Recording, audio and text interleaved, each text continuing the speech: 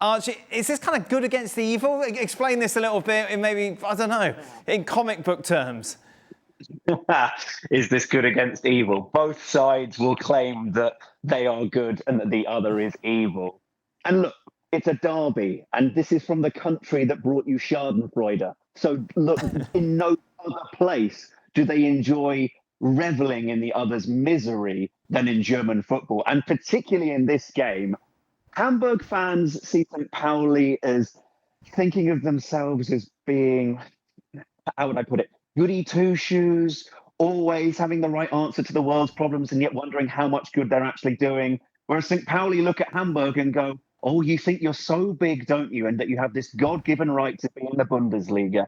And the fact is that I think it annoys Hamburg that St. Pauli overtook them and were in the division above them for the first time in their history last season. But now the fact that Hamburg's first game back at the Volksparkstadion will be St. Pauli means that the place will rock. And I have to say, I've been to a lot of stadiums in Germany, but one that really made the hairs stand up on the back of my neck was Hamburg. It is ferocious when it is at its peak. And tomorrow it will cook, particularly because this game has a bit of a history of skullduggery as well. The last time that these two faced each other in the Bundesliga 2 in the second division, Stefan Baumgart, the then head coach of Hamburg, noticed when doing his research about St. Pauli that they always finished their warm-up by running into the opponent's half with just a final running drill.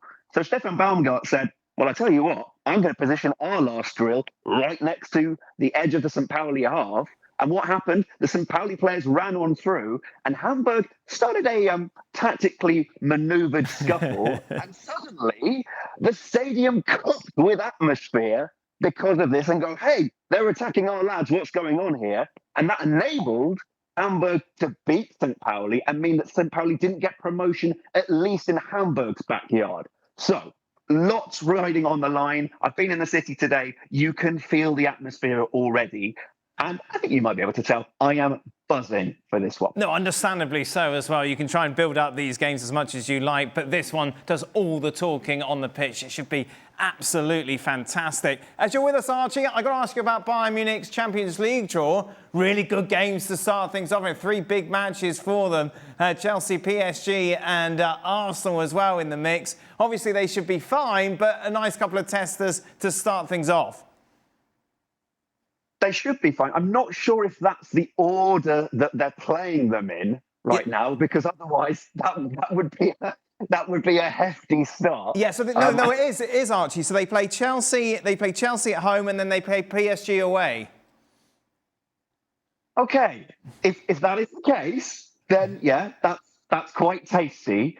But what I would say is that looking at their overall opponents that they've got to face there, and the fact that 5 wins takes you comfortably through, if we look at last year's figures in that table, I think that Bayern have to be very disappointed if they're not finishing in the top 8, because like with the quality of player that they have in their starting 11, they should be breezing through. But that is the big question, is what's going to happen in Munich in the final days of this transfer window, because Vincent Kompany has said, my squad is thin on breadth and depth right now. And the club is saying, well, Max Abel, the sporting director, is only allowed to make a loan signing. Good luck.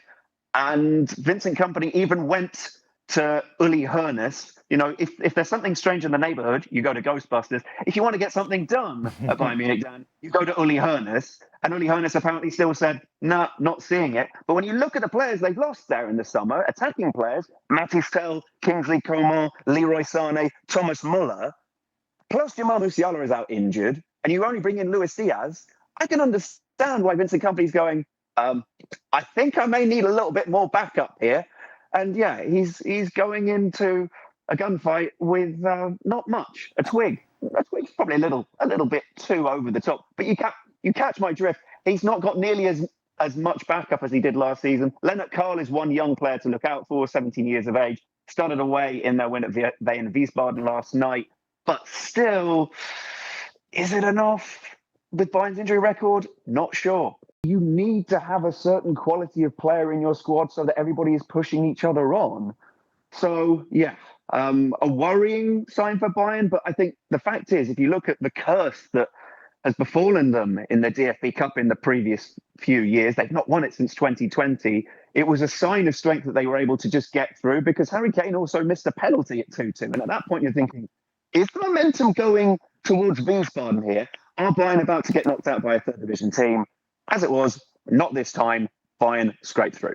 Archie, one more thing. I was completely wrong about the order of what fixtures. Of course you were. Craig was right. You're a plank. Well, no, because I had my app up here and I had the order, but then it says September the 16th, September the 16th, September the 16th. So unless they're all playing the games all on the same day, I was completely wrong, Archie. How dare I doubt you? You've shamed this show again. I'm going to make that my ringtone. Thank you very much, Dan. Yeah, that's it, Archie. By the way, what about the food in that Derek piece? Yes, it didn't look the best. Oh, what a splodge that Meanwhile, was. Borussia Dortmund, of course. Oh, no, we're not going to do them. Stuff them. Let's take a look then at the Bundesliga schedule. As we mentioned, of course, the big game tomorrow, Hamburg taking on St. Pauli. Then on Saturday, Bayern away against Augsburg. Here we go then. Real Madrid's 8 opponents in the Champions League. Manchester City, Liverpool, Juventus. Ian Darke is back with us. Ian, I suppose you take a look at Real Madrid against Liverpool, and the return of Trent Alexander-Arnold is very much the headline there. And Xabi Alonso. Yeah, it is. And the return of Xabi Alonso, of course, as well, who started for Liverpool. So what reaction will Trent Alexander-Arnold get at Anfield after the very, big misgivings a lot of the Liverpool fans had about the way he went about the move? Whether they were right or wrong about that, you can argue till the cows come home. But it might be quite lively. But, of course, everyone's hoping he's going to play. But it may be that Danny Carvajal gets the nod at right back. So, those two are in a bit of a race for the position. So it's who Xabi Alonso picks. But it's a really tasty first offering, isn't it? I think that is first game for Liverpool, isn't it? Home to Real Madrid. I'm right about that, aren't I? You know these things, of course. I have completely and utterly got confused by when these games are. But don't worry, Ian. What we do know, Liverpool are favourites, interestingly enough, which I think is quite... I think Liverpool will be hoping Trent Alexander-Arnold plays. I'll tell you why, because Danny Carvajal's a better player. A better all-round player. Yes. And particularly away from home, I think there's less of a chance of Alexander-Arnold playing in the away matches.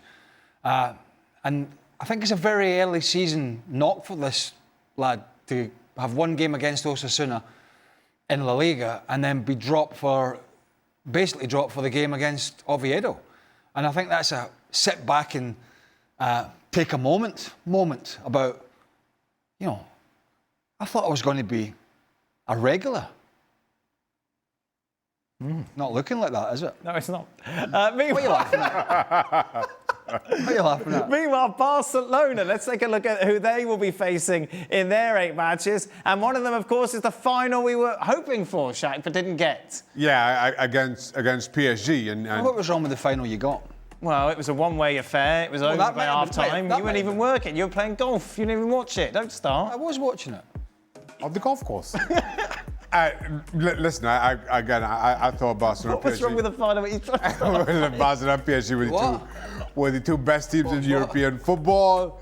Inter obviously had their say against Barca, but yeah, as a one-off, I thought those were the two best footballing teams we'd seen for all of last year. Well, second half of last season. Listen, I don't get involved in this until we just see that big, huge graphic. I know, but it worked out well last year. And then, I just don't like it. No, but you liked it by the end last time. You admitted it. I was bored of the old format. There we go, perfect. Well, this is a new format. Well, I didn't say I wasn't bored with Ian, it. Barca, PSG, the standout tie, isn't it? Arguably the two best teams in Europe going head-to-head. All right, Chelsea, calm down. I quite like the 36-team group. I think it throws up quite a few good matches, and you never can tell the way this is going to work out, because last year, Liverpool were top of the 36-team group. Paris Saint-Germain, who went and won the thing in the end, finished 15th. And you remember Liverpool had to play Paris Saint-Germain once they'd got through that league phase. So who knows how it'll all work out. I do fancy Barcelona a little bit this year, as long as their defence doesn't let them down somewhere along the way. That could happen. Do you want me to talk about Trent again? Sorry? Is that what you were laughing at? What's wrong with talking about Trent? Nothing, I don't know. What are you going to talk about? That's it. Extra Time is available over on our YouTube channel. A lot more questions. About Trent. About Trent. The Champions League draw. Just a reminder, Real Madrid in action on Saturday. They take on Mallorca. Sunday, Barca Vallecano. What are you doing, Craig, this weekend? Sunday. Who's playing Sunday? Rayo Vallecano, Barcelona. Yeah. Extra Time, as always, over on Craig. What's annoyed you the most during your playing days? Well, there we are. That'll take up much of the show, I imagine. You can check that out over on our YouTube channel.